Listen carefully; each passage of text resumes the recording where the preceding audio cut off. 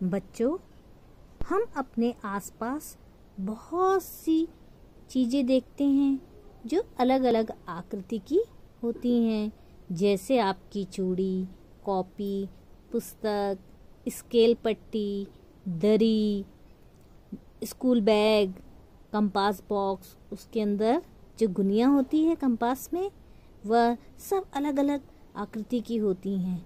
आज कुछ सामान मैं भी लेकर आई हूँ, देखना चाहोगे?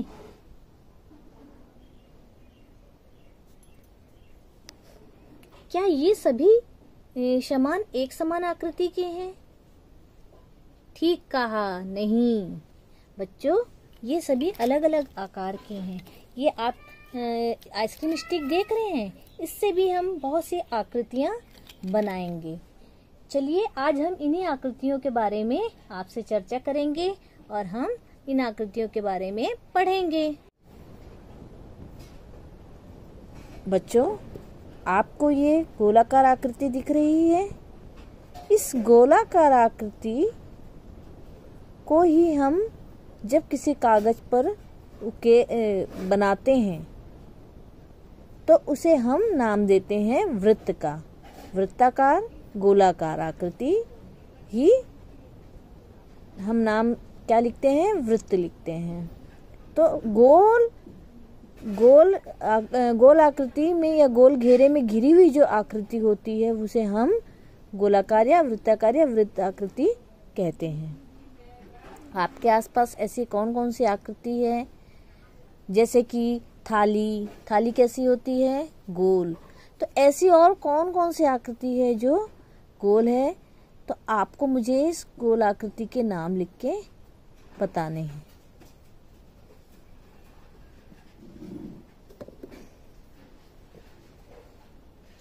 बच्चों, आप इस बॉक्स की सतह को देख रहे हैं। इसमें हम देखते हैं कि इसमें 1, 2, 3 और 4 भुजाएं हैं। तो चूंकि ये 4 भुजाओं से घिरी हुई आकृति है, इसलिए हम इसे कहते हैं चतुर्भुज।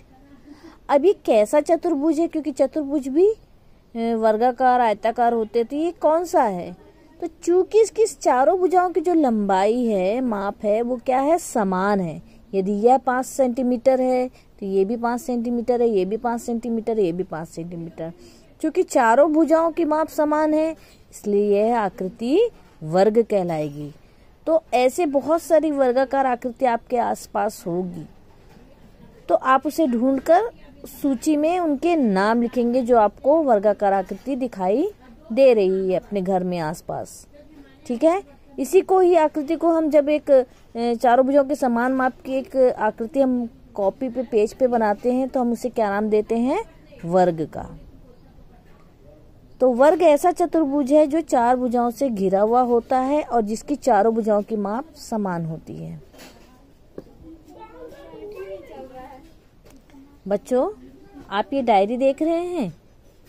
ये डायरी जो है ये भी 4 भुजाओं से घिरी हुई है। देखिए, ये 1, ये 2, ये 3, ये 4। चूंकि 4 भुजाओं से घिरी हुई है तो ये भी चतुर्भुज कहलाई। अब ये जो चतुर्भुज कैसा चतुर्भुज है? जिसमें हम देखते हैं इनकी लंबाई जो है चौड़ाई से अधिक है और लंबाई और चौड़ाई जो है समान है। इनकी माप समान है, मतलब जिनके आमने सामने की ये भुजाएं क्या हैं? समान माप की हैं। तो ये भी एक चतुर्भुज है, 4 भुजाओं से घिरी हुई आकृति है। परंतु ये कौन सा चतुर्भुज है? तो ये आयत है, ये आयताकार है।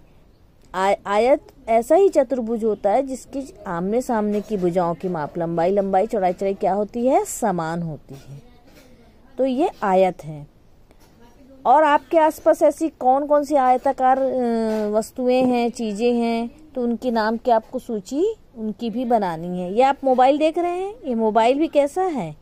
ये भी आयताकार है, क्योंकि इसके आमने सामने की भुजाएं समान है। चारों भुजाएं समान नहीं है, सिर्फ आमने सामने की भुजाएं की माप समान है।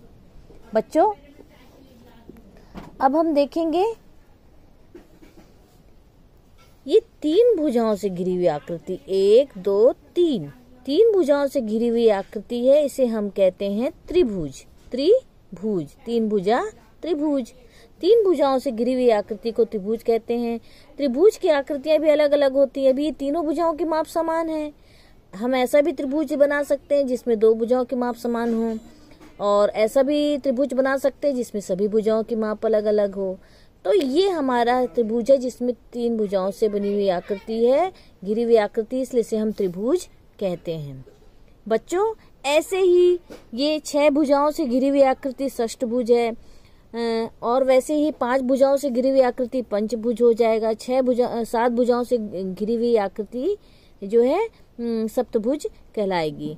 तो त्रिभुज, सप्तभुज, पंचभुज आपने नाम जाना है, सुना है, तो जो इन भुजाओं से घिरा होता है। अब आप देखेंगे बच्चों, ये इसे हम क्या कहते हैं? बेलन।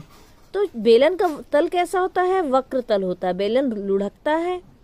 तो बेलनाकार आकृति भी आपको अपने आसपास ढूंढनी है चीजों में, और उनको भी सूची में लिखना है। यह है बेलन।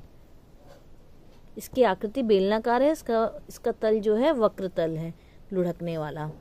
ऐसी और कौन कौन सी चीजें हैं जो इसी प्रकार से लुढ़कती हैं? बच्चों, ये है शंकु।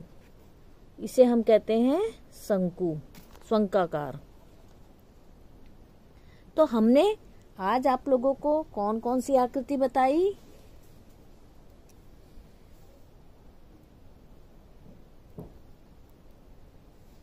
पहला,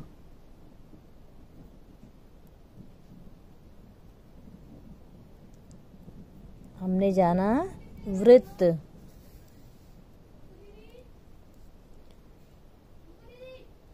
वर्ग,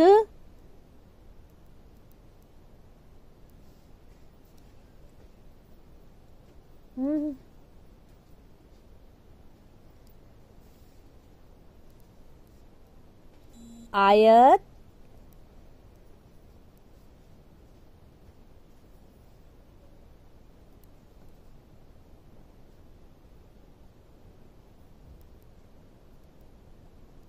त्रिभुज,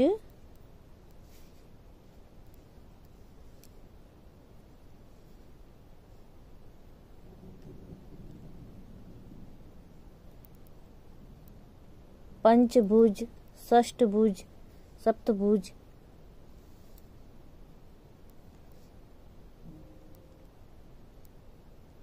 बेलन,